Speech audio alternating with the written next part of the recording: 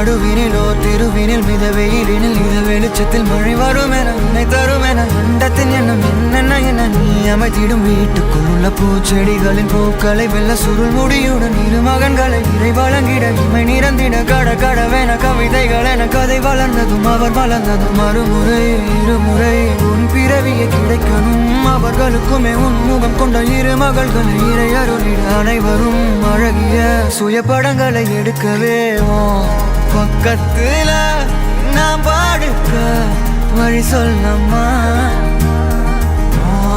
ரத்தத்தில்